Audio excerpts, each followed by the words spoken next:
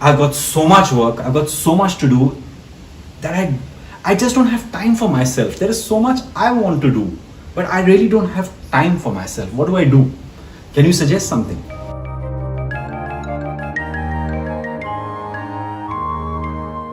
Hi friends, my name is Prashant Sharma and I'm back again with sharing a series of coaching tips from my 20 years experience as an entrepreneur, as an executive, as a master facilitator and as a coach. Through these videos, I help you save valuable time, money and effort and help you develop so that valuable visibility, recognition and growth that you deserve. All my video sessions are confidential and all the names have been changed, but the situations are real and the people that I talk about are real. So instead of sharing stories and fables that we see on the internet and you must have already heard, I talk about situations that all of us are familiar with and probably experience. And if we can learn from other people's experience, our learning gets all the more accelerated. Pavni, in one of our sessions, in our video session, I could see that in the camera that she was very hassled. Her hair were all over the place. She was not really looking physically and also mentally she didn't look totally with me. She seemed a little zoned out, a little distracted, to use that word.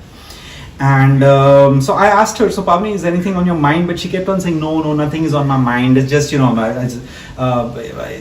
friends are all, my friends are calling me and my manager has been pinging me and my kids have all these needs and my maid has not come and there's lockdown and, all these situations.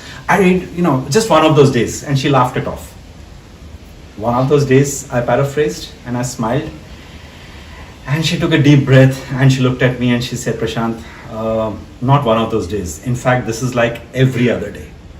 I've got so much work, I've got so much to do that I just don't have time for myself. There is so much I want to do, but I really don't have time for myself. What do I do? Can you suggest something? In the background, I could see her husband and I could see her kids. They were watching TV and they were doing their own thing and everybody seemed peaceful enough.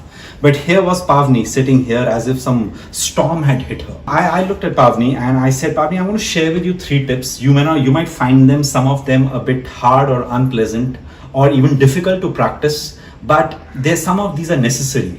She said, Prashant, tell me. With her permission, I'm sharing those 3 tips with you as well. So friends, 3 tips with her permission that I shared with Pavni, which I'm sharing with you as well. Number 1, don't say yes when you want to say no. Number 2, seek help from your family, your friends, your stakeholders. And number 3, eliminate the clutter from your life. Friends, very quickly. Number 1, many times I told Pavni, and this is, friends, I'm sharing this with you as well, we end up saying yes to situations when we actually should be saying no. Now, there are times when you need to say yes, I understand, especially in a professional setting, but it can, saying no can be done assertively. And if given proper reasons and a proper background and a context, a lot of managers are okay with listening to say no. You don't need to please all the time. Like I told Pavni, don't be a potato. You can't be a potato and please people all the time.